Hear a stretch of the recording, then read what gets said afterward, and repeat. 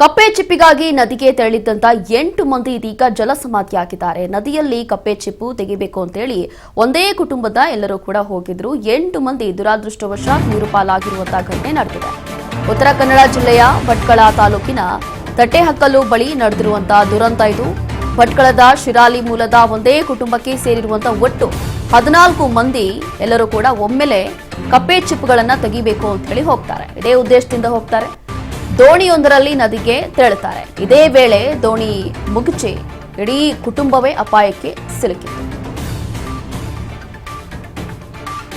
ಹೀಗೆ ಕಪ್ಪೆ ಚಿಪ್ಪು ತೆಗೆಯಲು ಹೋಗಿದ್ದಾಗ ಏಕಾಏಕಿ ನದಿಯಲ್ಲಿ ನಡೆದಿರುವಂತಹ ದುರ್ಘಟನೆ. ಉತ್ತರ ಕನ್ನಡ ಜಿಲ್ಲೆಯಲ್ಲಿ ನಡೆದಿರುವಂತದ್ದು. ಕಪ್ಪೆ ಚಿಪ್ಪಿಗಾಗಿ ತೆರಳಿದ್ದಂತಹ ಒಂದೇ ಕುಟುಂಬದ 8 ಮಂದಿ ಈಗ ಜಲಸಮಾಧಿ ಆಗಿದ್ದಾರೆ. ಭಟ್ಕಳ ತಾಲೂಕಿನ ತಟ್ಟೆಹಕ್ಕಲು ಬಳಿ ಸಂಭವಿಸಿರುವಂತಹ ಭೀಕರ ದುರಂತ ಇದು. ಅವರ ಸ್ಥಿತಿ ಅತ್ಯಂತ ಗಂಭೀರವಾಗಿದೆ. ಭಟ್ಕಳದ ಸರ್ಕಾರಿ ಆಸ್ಪತ್ರೆಗೆ ದಾಖಲಾಗಿದೆ ಅಂತ ಹೇಳಿ ಈಗ ಮಾಹಿತಿ ಕೂಡ ಇದೆ. ಕಪ್ಪೆ ಚಿಪ್ಪಿಗಾಗಿ ತೆರಳಿದ್ದಂತ ಒಂದೇ ಕುಟುಂಬದ 8 ಮಂದಿ ಈಗ ಒಮ್ಮೆಲೆ ಜಲಸಮಾಧಿ ಆಗಿದ್ದಾರೆ.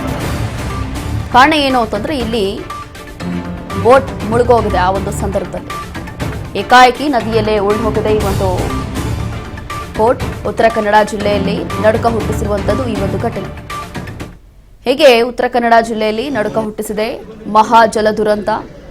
ಒಮ್ಮೆಲೆ 8 ಮಂದಿ ಜಲಸಮಾಧಿ ಆಗಿದ್ದಾರೆ ಅನ್ನೋ ಮಾಹಿತಿ ಸಿಗ್ತಾ ಇದೆ. ಇನ್ನ ಉಳಿದಂತವರ ಸ್ಥಿತಿ ಕೂಡ ಗಂಭೀರವಾಗಿದೆ. ಭಟ್ಕಳ ತಾಲೂಕಿನ ತಟ್ಟೆಹಕ್ಕಲು ಬಳಿ ಸಂಭವಿಸಿರುವಂತಹ ಭೀಕರ ದುರಂತ ಇದು. ಏನಿಲ್ಲ, ಎಲ್ಲರೂ ಕೂಡ ಸೇರಿ ಒಂದೇ ಕುಟುಂಬದವರು, ಒಂದೇ ಫ್ಯಾಮಿಲಿಯವರು ಕಪ್ಪೆ ಚಿಪ್ಪಿಗಾಗಿ ಅಂತ ಹೇಳಿ ಒಮ್ಮೆಲೆ ಹೋಗಿರ್ತಾರೆ. ಈ ಸಂದರ್ಭದಲ್ಲಿ ನಡೆದಿರುವಂತಹ ಒಂದು ದುರಂತ. ಇನ್ನು ಉಳಿದ 6 ಮಂದಿಯನ್ನ ಈಗಾಗಲೇ ರಕ್ಷಿಸಲಾಗಿದೆ ಅನ್ನೋ ಮಾಹಿತಿ ಕೂಡ ಇದೆ. ಅವರ ಸ್ಥಿತಿ ಕೂಡ ಗಂಭೀರವಾಗಿದೆ. ಇನ್ನು ಯಾರಿಗೆಲ್ಲ ರಕ್ಷಿಸಿದ್ದಾರೋ ಅಂತವ್ರಿಗೆ ಚಿಕಿತ್ಸೆ ಕೊಡ್ತಾ ಇದ್ದಾರೆ. ಭಟ್ಕಳ ತಾಲೂಕಿನ ತಟ್ಟೆಹಕ್ಕಲು ಬಳಿ ನಡೆದಿರುವಂತಹ ಭೀಕರ ದುರಂತ. ಏಕಾಏಕಿ ನದಿಯಲ್ಲಿ ಉರುಳು ಬಿದ್ದಿತ್ತು ದೋಣಿ. ಇದೇ ಒಂದು ಕಾರಣದಿಂದ 8 ಮಂದಿ ಒಮ್ಮೆಲೆ ಜಲಸಮಾಧಿಯಾಗಿದ್ದಾರೆ ಅನ್ನೋ ಮಾಹಿತಿ ಸಿಗ್ತಾ ಇದೆ. ಕಪ್ಪೆ ಚಿಪ್ಪಿಗಾಗಿ ಹೋಗಿರ್ತಾರಷ್ಟೇ. ದುರಾದೃಷ್ಟವಶಾತ್ ನಡೆದಿರುವಂತಹ ಘಟನೆ ಇದು. ಒಂದೇ ಕುಟುಂಬದ 8 ಮಂದಿ ಇದೇ ಸಂದರ್ಭದಲ್ಲಿ ಜಲಸಮಾಧಿಯಾಗಿದ್ದಾರೆ.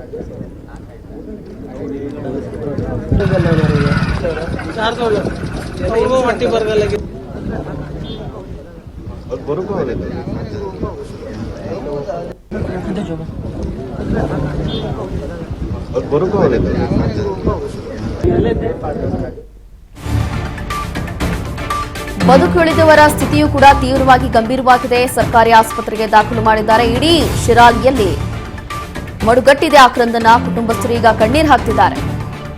ಕಡಲ ತೀರದ ನಾಡಿನಲ್ಲಿ ಹೆಣಗಳ ರಾಶಿ ತಂದಿದೆ ಈ ಒಂದು ದುರಂತ. ಯಾರೆಲ್ಲ ಬದುಕುಳಿದಿದ್ದಾರೋ ಅವರ ಸ್ಥಿತಿಯೂ ಕೂಡ ತೀವ್ರವಾಗಿ ಗಂಭೀರವಾಗಿದೆ. ಹಾಗಾಗಿ ಸರ್ಕಾರಿ ಆಸ್ಪತ್ರೆಯಲ್ಲಿ ಅವರಿಗೆ ಚಿಕಿತ್ಸೆ ಕೊಡಲಾಗ್ತಾ ಇದೆ. ಇಡೀ ಶಿರಾಲಿಯಲ್ಲಿ ಈಗ ಆಕ್ರಂದನ ಮುಗಿಲು ಮುಟ್ಟಿದೆ. ಅವರ ಕುಟುಂಬಸ್ಥರು ಕಣ್ಣೀರು ಹಾಕ್ತಿದ್ದಾರೆ. ಈ ರೀತಿಯಾಗಿ ಹೆಣಗಳ ರಾಶಿಯನ್ನ ನೋಡಿ ಯಾರೆಲ್ಲ ಬದುಕುಳಿದಿದ್ದಾರೋ ದುರಾದೃಷ್ಟವಶಾತ್ ಅವರ ಸ್ಥಿತಿ ಕೂಡ ಗಂಭೀರವಾಗಿದೆ ಅನ್ನೋ ಮಾಹಿತಿ ಸಿಗ್ತಾ ಇದೆ. ನೋಡಿ, ಇಡೀ ಶಿರಾಲಿಯಲ್ಲಿ ಈಗ ಆಕ್ರಂದನ ಮುಗಿಲು ಮುಟ್ಟಿದೆ. ಕುಟುಂಬಸ್ಥರೀಗ ಕಣ್ಣೀರು ಹಾಕ್ತಿದ್ದಾರೆ. ನಿಜವಾಗ್ಲೂ ಕೂಡ ಸಾವು ಯಾವಾಗ ಬರುತ್ತೆ, ಏನಾಗುತ್ತೆ, ಇಂಥ ದುರಂತಗಳು ಯಾವಾಗ ಸಂಭವಿಸುತ್ತೆ ಅನ್ನೋಂಥದ್ದು ಹೇಳಕ್ಕಾಗೋದಿಲ್ಲ. ಇಡೀ ಶಿರಾಲಿಯಲ್ಲಿ ಈಗ ಆಕ್ರಂದನ ಮುಗಿಲು ಮುಟ್ಟಿದೆ. ಕುಟುಂಬಸ್ಥರು ಈಗ ಕಣ್ಣೀರು ಹಾಕ್ತಿದ್ದಾರೆ. ಏನಕ್ಕಾದ್ರೂ ಹೋದ್ವೋ, ಸುಮ್ಮನೆ ಹೋಗ್ಬಾರ್ದಿತ್ತು ಅಂತ ಅವ್ರಿಗೂ ಕೂಡ ಅನ್ಸಿರ್ಬಹುದು. ಈಗ ಮಾಡಿದ ತಪ್ಪು ಅಂತ ಹೇಳಿ ಅನ್ಸಿರುತ್ತೆ. ಹಾಗಾಗಿ ಈಗ ಇಡೀ ಕುಟುಂಬವೇ ಕಣ್ಣೀರು ಹಾಕ್ತಾ ಇದೆ. ಇನ್ನು ಯಾರೆಲ್ಲ ಬದುಕುಳಿದಿದ್ರು ಸುಮಾರು 6 ರಿಂದ 7 ಜನ, ಅಂಥವರ ಸ್ಥಿತಿಯು ಕೂಡ ಈಗ ಗಂಭೀರವಾಗಿದೆ ಅನ್ನುವಂಥದ್ದು ಗೊತ್ತಾಗ್ತಾ ಇದೆ. ಇದು ಯಾವ ಸಂದರ್ಭದಲ್ಲಿ ಸಾವು ಬರುತ್ತೆ ಅಥವಾ ಯಾವಾಗ ಏನಾಗುತ್ತೆ ಅಂತ ಹೇಳಿ ಗೊತ್ತಿಲ್ಲ. ಈ ಹಿಂದೆಯೂ ಕೂಡ ಇಂಥ ಘಟನೆಗಳು ನಡೆದು ಹೋಗಿದೆ. ಅದರಲ್ಲೂ ಕೂಡ ಯಾವುದೋ ನದಿಯಲ್ಲಿ, ಸಮುದ್ರದಲ್ಲಿ ಈ ರೀತಿಯಾಗಿ ಏನೋ ಒಂದು ಮಾಡಬೇಕು ಅಂತ ಹೇಳಿ ಹೋಗಿರ್ತಾರೆ. ಅಂತ ಸಂದರ್ಭದಲ್ಲಿ ದುರಾದೃಷ್ಟವಶಾತ್ ಯಾವಾಗ ಏನಾಗುತ್ತೆ ಅಂತ ಹೇಳಿ ಗೊತ್ತಿಲ್ಲ. ಹೀಗೆ ಒಮ್ಮೆಲೆ ಎಲ್ಲರೂ ಕೂಡ ಸಾವನ್ನಪ್ಪಿರುವಂಥದ್ದು ನಿಜವಾಗ್ಲೂ ಕೂಡ ಬೇಸರದ ಸಂಗತಿ. ಒಂದೇ ಕುಟುಂಬದ 14 ಮಂದಿ ಒಮ್ಮೆಲೆ ಹೋಗ್ತಾರೆ ಕಪ್ಪೆ ಚಿಪ್ಪಿಗಾಗಿ ಅಷ್ಟೇ. ಆದ್ರೆ ಇಲ್ಲಿ ಏನೋ ಫನ್ ಮಾಡಕ್ ಹೋಗಿರ್ತಾರಷ್ಟೇ. ಆದ್ರೆ ಯಾರಿಗೂ ಕೂಡ ಗೊತ್ತಿರಲಿಲ್ಲ, ಬಹುಶಃ ಅವ್ರಿಗೂ ಕೂಡ ಗೊತ್ತಿರಲಿಲ್ಲ ಈ ರೀತಿಯಾಗಿ ಆಗಬಹುದು ಅಂತ ಹೇಳಿ. ಹೀಗೆ ಒಂದೇ ಕುಟುಂಬದಿಂದ 8 ಜನ ಈಗ ಜಲ ಸಮಾಧಿಯಾಗಿದ್ದಾರೆ ಅನ್ನುವಂಥದ್ದು ಬೇಸರದ ಸಂಗತಿ. ಇನ್ನ ಎಷ್ಟು ಜನ ಉಳಿದಿದ್ರೋ 6 ಮಂದಿ, ಬಹುಶಃ ಅವರ ಸ್ಥಿತಿಯೂ ಕೂಡ ಈಗ ಗಂಭೀರವಾಗಿದೆ. ಅವ್ರಿಗೂ ಕೂಡ ಸರ್ಕಾರಿ ಆಸ್ಪತ್ರೆಯಲ್ಲಿ ಚಿಕಿತ್ಸೆ ಕೊಡಲಾಗ್ತಾ ಇದೆ.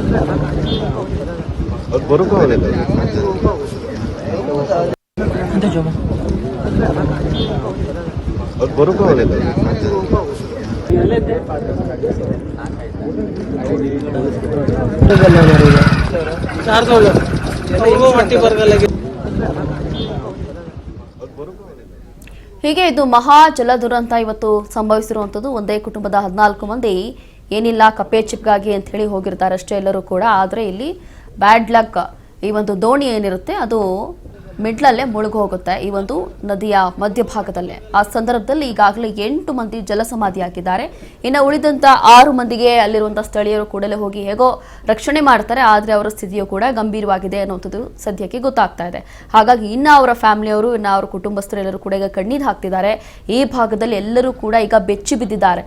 ಮತ್ತೊಮ್ಮೆ ಯಾರು ಕೂಡ ಆ ಕಡೆ ಹೋಗ್ತಾರೋ ಏನೋ ಗೊತ್ತಿಲ್ಲ ಅಂತ ಸ್ಥಿತಿ ಈಗ ಸದ್ಯದಲ್ಲಿ ಇರೋವಂಥದ್ದು. ಈ ದೃಶ್ಯಗಳಲ್ಲಿ ಗಮನಿಸ್ತಾ ಇದೀವಿ. ಎಲ್ಲರೂ ಕೂಡ ಹೆದರ್ಕೊಂಡು ತಲೆ ಕೆಡಿಸ್ಕೊಂಡು ನಿಂತಿದ್ದಾರೆ. ಕಾರಣ ಏನು ಅಂತಂದ್ರೆ, ಒಂದು ಸಲ ಈ ರೀತಿ ಆದ್ರೆ ಮತ್ತೆ ಆ ಭಾಗದಲ್ಲಿ ಹೋಗೋದಕ್ಕೆ ಭಯ ಆಗುತ್ತೆ ಅವ್ರಿಗೂ ಕೂಡ. ಹಾಗಾಗಿ ಸಾವು ಎಲ್ಲಿ ಬರುತ್ತೆ ಏನ್ ಬರುತ್ತೆ ಅಂತ ಹೇಳಿ ಗೊತ್ತಿಲ್ಲ. ಈಗ ಒಂದೇ ಕುಟುಂಬದ 14 ಮಂದಿ ಭಟ್ಕಳ ಮಹಾಜಲ ದುರಂತದ ಸ್ಪಾಟ್ಗೆ ಈಗ ಖಾಕಿ ಪಡೆ ಕೂಡ ಧಾವಿಸಿದೆ ಅನ್ನೋ ಮಾಹಿತಿ ಸಿಗ್ತಾ ಇದೆ. ನದಿ ತೀರದಲ್ಲಿ ಮೊಕ್ಕಾಂ ಹೂಡಿ ಜಂಟಿ ಕಾರ್ಯಾಚರಣೆಗೆ ಇಳಿದಿದ್ದಾರೆ ಪೊಲೀಸರು. ಭಟ್ಕಳ ಮಹಾ ಜಲ ದುರಂತದ ಸ್ಪಾಟ್ಗೆ ಈಗ ಪೊಲೀಸರು ಕೂಡ ದೌಡಾಯಿಸಿದ್ದಾರೆ. ನದಿ ತೀರದಲ್ಲಿ ಮೊಕ್ಕಾಂ ಹೂಡಿ ಜಂಟಿ ಕಾರ್ಯಾಚರಣೆಗೆ ಇಳಿದಿದ್ದಾರೆ ಈಗ ಖಾಕಿ ಪಡೆ.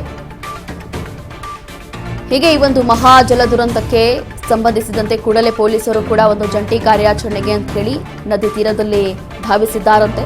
ಮೀನುಗಾರರ ಜೊತೆಗೂಡಿ ನದಿಯ ಒಡಲು ಜಾಲಾಡ್ತಿದ್ದಾರೆ. ಈಗ ಭಾರೀ ನೀರಿನ ಸೆಳೆತದಿಂದ ಶೋಧ ಕಾರ್ಯಕ್ಕೆ ತೀವ್ರವಾಗಿ ಅಡ್ಡಿ ಆಗ್ತಾ ಇದೆ ಅನ್ನೋ ಮಾಹಿತಿ ಕೂಡ ಸಿಗ್ತಾ ಇದೆ. ಒಂದೇ ಕುಟುಂಬದ 8 ಜೀವಗಳು ನೀರು ಪಾಲಾದ ಬೆನ್ನಲ್ಲೇ ಈಗ ಪೊಲೀಸರು ಬಂದಿದ್ದಾರೆ. ಭಟ್ಕಳ ಮಹಾಜಲ ದುರಂತದ ಸ್ಪಾಟ್ಗೆ ಪೊಲೀಸರು ಕೂಡ ಈಗ ಬಂದಿದ್ದಾರೆ ಅನ್ನುವಂಥದ್ದು ಸದ್ಯಕ್ಕೆ ಗೊತ್ತಾಗ್ತಾ ಇದೆ. ಹಾಗಾಗಿ ಇಲ್ಲಿ ನದಿ ತೀರದಲ್ಲಿ ಮೊಕ್ಕಾಂ ಹೂಡಿ ಜಂಟಿ ಕಾರ್ಯಾಚರಣೆಗೆ ಪೊಲೀಸರು ಈಗ ಬಂದು ಇಳಿದಿದ್ದಾರೆ. ಯಾವಾಗ ಮಾಹಿತಿ ಬಂತು ಕೂಡಲೇ ಮೀನುಗಾರರ ಜೊತೆಗೂಡಿ ನದಿಯ ಒಡಲೆಲ್ಲವೂ ಕೂಡ ಜಾಲಾಡ್ತಾ ಇದ್ದಾರೆ ಈಗ ರಕ್ಷಣಾ ಪಡೆ. ಅಂತಂದ್ರೆ ಇನ್ನ ಏನಾದ್ರೂ ಜನ ಇರ್ಬೋದಾ, ಇನ್ನ ಏನಾದ್ರೂ ಸಮಸ್ಯೆ ಆಗಿರ್ಬೋದಾ, ಹೇಗಾಯ್ತು ಏನಾಯ್ತು ಅಂತ ಹೇಳಿ ಅವರು ಕೂಡ ಕೂಡಲೇ ಈಗ ಪೊಲೀಸರು ಕೂಡ ದೌಡಾಯಿಸಿ ಈ ಸಂದರ್ಭದಲ್ಲಿ ಒಂದು ಜಂಟಿ ಕಾರ್ಯಾಚರಣೆ ನಡೆಸಲಾಗ್ತಾ ಇದೆ ಅನ್ನೋ ಮಾಹಿತಿ ಕೂಡ ಈಗ ಸಿಗ್ತಾ ಇದೆ. ಇದು ಮಹಾಜಲ ದುರಂತದ ಮಾಹಿತಿ ಪೊಲೀಸರಿಗೆ ಸಿಕ್ಕಿದ ಕೂಡಲೇ ಈಗ ಪೊಲೀಸರು ಕೂಡ ಸ್ಥಳಕ್ಕೆ ಧಾವಿಸಿ ಇನ್ನು ಈಗಾಗಲೇ ಒಂದೇ ಕುಟುಂಬದ 14 ಮಂದಿ ಅಂತ ಹೇಳಿ ಗೊತ್ತಾಗಿದೆ. ಹೌದು, ಇನ್ನೂ ಏನಾದ್ರೂ ಆ ಒಂದು ದೋಣಿಯಲ್ಲಿ ಅಥವಾ ಆ ಒಂದು ಭಾಗದಲ್ಲಿ ಇನ್ನ ಏನಾದ್ರೂ ಜನ ಇದ್ರಾ ಅಥವಾ ಬೇರೆ ಏನಾದ್ರೂ ಸಮಸ್ಯೆ ಆಗಿದೆಯಾ ಎಲ್ಲವೂ ಕೂಡ ಪರಿಶೀಲನೆ ಮಾಡಬೇಕಾಗತ್ತೆ.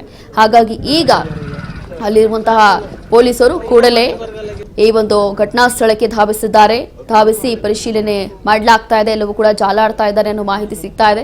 ನಿಜವಾಗ್ಲೂ ಕೂಡ ಈಗ ಉತ್ತರ ಕನ್ನಡ ಭಾಗದಲ್ಲಿ ಒಂದು ರೀತಿಯಾಗಿ ಜನ ಈಗ ಬೆಚ್ಚಿ ಬಿದ್ದಿರ್ತಾರೆ. ಈ ಒಂದು ಭಾಗದಲ್ಲಿ ಹೋಗೋದಕ್ಕೆ, ಭಟ್ಕಳಕ್ಕೆ ಹೋಗೋದಕ್ಕೂ ಕೂಡ ಈಗ ಹೆದರ್ಕೊಳ್ತಾರೆ. ಕಾರಣ ಏನು ಅಂತಂದ್ರೆ ಇದು ಭೀಕರ ದುರಂತ. ಒಂದೇ ಬಾರಿಗೆ 8 ಜನರನ್ನ ಬಲಿ ಪಡೆದುಕೊಳ್ತು ಈ ಒಂದು ನದಿ ಈಗ. ಹಾಗಾಗಿ ಮತ್ತೊಮ್ಮೆ ಜನ ಯಾರು ಕೂಡ ಇಲ್ಲಿ ಹೋಗ್ಲಿಕ್ಕೆ ಹೆದರ್ಕೊಳ್ತಾರೆ ಅನ್ನೋವಂಥದ್ದು ಯಾವುದೇ ಅನುಮಾನ ಇಲ್ಲ. ಅದರಲ್ಲೂ ಕೂಡ ಇತ್ತೀಚೆಗೆ ಈ ಒಂದು ಉತ್ತರ ಕರ್ನಾಟಕ ಅಥವಾ ಉತ್ತರ ಕನ್ನಡ ಜಿಲ್ಲೆಯಲ್ಲಿ ಈ ಭಾಗದಲ್ಲಿ ಅತಿ ಹೆಚ್ಚಾಗಿ ಮಳೆ ಕೂಡ ಆಗಿತ್ತು, ಸಿಕ್ಕಾಪಟ್ಟೆ ಮಳೆ ಆಗಿತ್ತು. ಇಲ್ಲಿರುವಂತಹ ನದಿಗಳೆಲ್ಲವೂ ಕೂಡ ತುಂಬಿ ಹರಿತಾ ಇತ್ತು. ಈ ಸಂದರ್ಭದಲ್ಲಿ ಹೋಗೋದು ಎಲ್ಲೋ ಒಂದು ರೀತಿಯಾಗಿ ಡೇಂಜರೇ ಹೌದು, ಆದ್ರೂ ಕೂಡ ಇಂತಹ ಸಂದರ್ಭದಲ್ಲಿ ಹೋಗಿದ್ದಾರೆ.